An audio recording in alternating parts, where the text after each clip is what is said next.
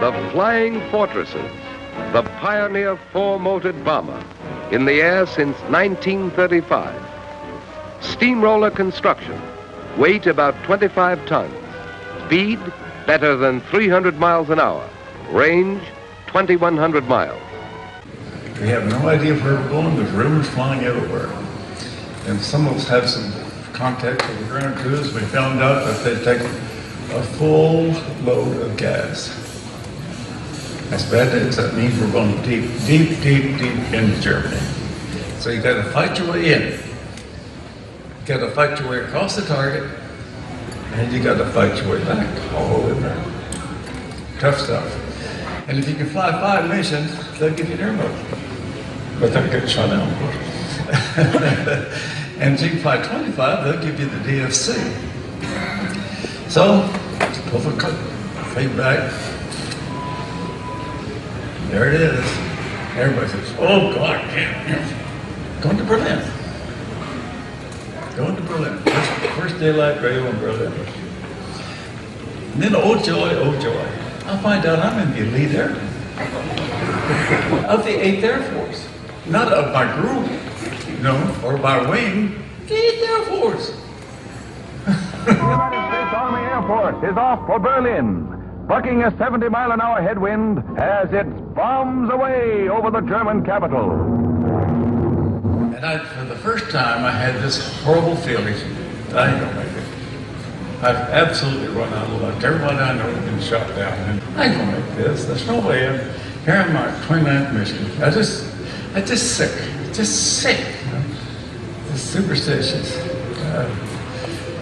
But I made it, and when we got back, I was going to buzz the field, and I'm just so numb. All I wanted to do was get a drink of whiskey and go to bed. Just numb. I just numb. Off we go into the wild blue yonder, climbing high into the sun. Here they come, zooming to meet our thunder, and a boys give her the gun. Here's a guy that grew up in a large family in the Great Depression at the very bottom of that pyramid. His dad was competing for the contract to empty out outhouses. He was so desperately poor growing up.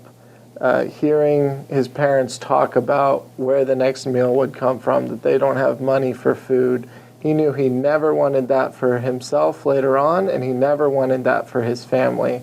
It was his fear of poverty and starvation that constantly drove him. It affected his entire life. He had to trade his youth and education to be able to send $20 a month to his family to help them survive. He had probably a real rough upbringing. He taught everything, everything he knew, he learned himself. He read books a lot. He loved to read books. And he loved to fly. He was an excellent pilot. Smartest man I've ever met. But he didn't have the benefit of education. He had to drop out at a young age to help support his family. He had 8 siblings and joined the Civilian Conservation Corps and building bridges and different public works. But he had access to libraries there, and he had his first exposure to football games there. But the libraries were the most important thing. Here he had access to all of this information, and he was able to start reading and teaching himself things he didn't know. And as the war came on, the Army Air Force was just starting up, and he wanted to join, but at first you had to have a college degree, and later you had to pass a college equivalency test. So he studied, taught himself, and he passed it. After the war, he wanted to be an airline pilot, but you had to have a college degree, and there were tons of pilots coming back from the war, absolutely flooding the market. So he was relying, here I am, an officer with experience, distinguished flying cross, air medals with clusters. Had to have a college degree. So that dream was just smashed immediately upon coming home. He had a young family. He needed money. So he had minimal savings from the war. He tried to buy a gas station and wasn't making any money. He sold that off. He bought a couple old cars and fixed them up and put them in front of the post office, and he started pitching to them. And as soon as he started doing that, started pitching to the customers, going to the post office, he sold the car the very same day, and he made as much money on that car as he did in a whole month in the Air Force. In fact, he thought he'd only be a car dealer long enough to get money to buy a ranch. But he was just very good at selling cars, and he just kept doing it. Been so successful at it, you can't give it up. You find something you can do, works well, you just can't give it up. We had the Dodge store in Huntington Beach. He had stores in Pomona. He had stores in Houston and Reno, in San Jose, California, Sacramento, California, Alaska. Working with Cal was really easy. He would do the commercials, and he would come up with whatever to get the people in the store. Our job was to sell them when they got to the store. Cal, give a new car to your wife, she will love you all your life. Go see Cal, go see Cal. He was one of the best there ever was. Doing a car commercial, there's a guy that can do a car commercial on TV for 30 seconds and make you run down to his dealership and buy a car. He could do that. He was that good on TV. I first did it really slow with a big drum roll. If you need a better car, go see Cal, with a big drum roll. It was the best deal by far. Then I got thinking, I got to speed this thing up. If you're looking for a better set of wheels, I will stand upon my head to make a deal. I will stand upon my head till my ears are turning red. Go see Cal, go see Cal, go see Cal. He was buying so many stores, he needed to get around in a hurry. So he finally bought a jet so he could get up to Alaska, get up, to Texas and different places across the country. He would go down to flight training school. He would sit down there for a week at a time, go through all the grueling exercises and the tests and you have to go through and the physicals. And he would come out past them flying colors. And he could fly, like I said, he could fly a plane. You'd never be afraid to fly with this guy. And I believe he flew all the way up till he was 92 years old.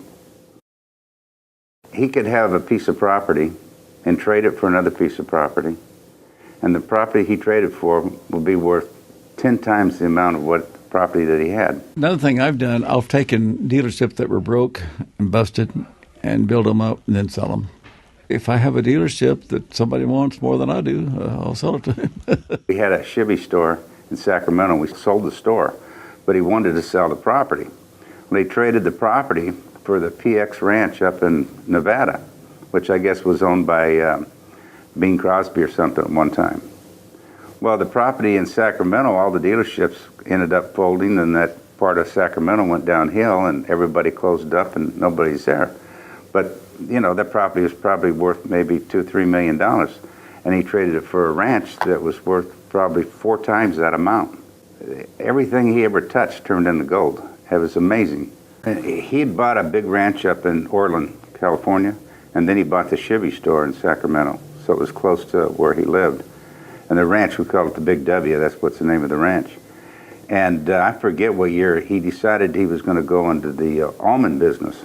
And you could drive for hours on this ranch and just see nothing but almonds.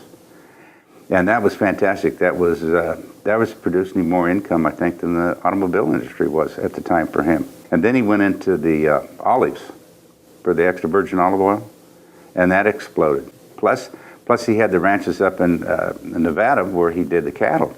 Yeah, he could ride a horse, rope a cow, and fly a plane. I don't think I've ever seen anybody dislike Cal. I've never heard of anybody talk bad about him. Cal was loved by everybody. Everybody liked him. I only knew him as Grandpa because we grew up on the family farm, far from any metropolitan area or any place where he had a car dealership.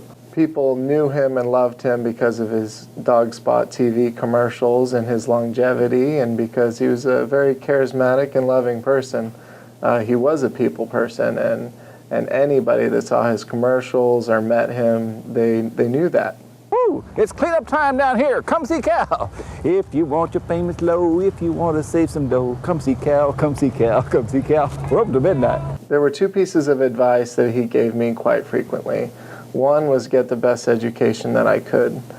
He never had the benefit of a formal education. He knew how hard it was for him to overcome that, how much harder he had to work than the other guy, how much further he could have gone if he had that framework, that basic foundation that we all take for granted, that I took for granted. The second piece of advice he gave me was work very hard.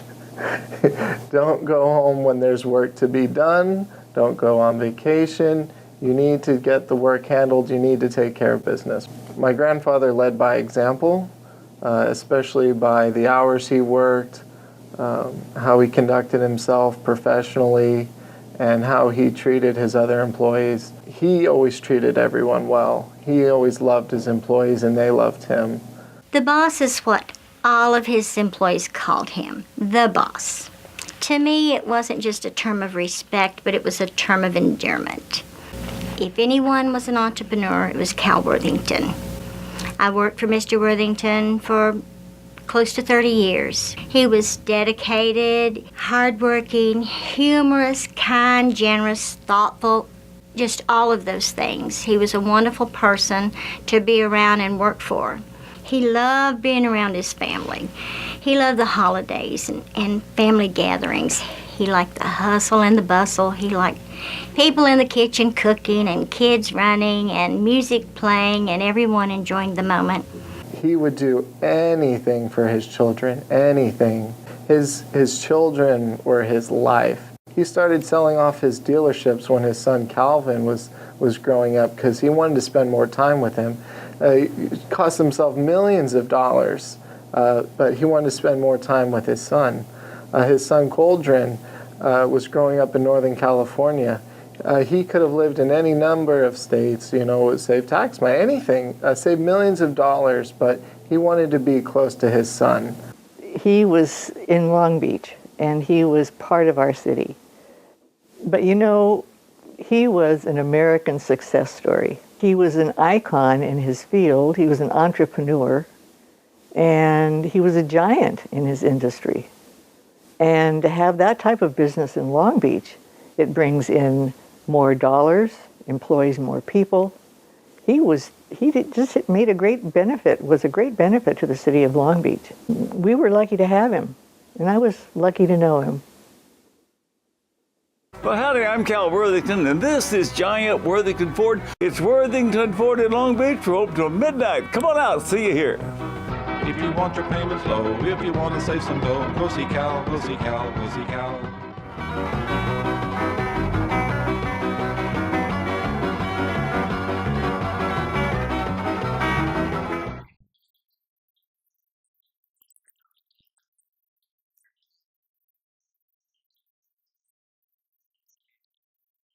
I will stand upon my head to beat all deals. I will stand upon my head till my ears are turning red. Go see Cal, go see Cal.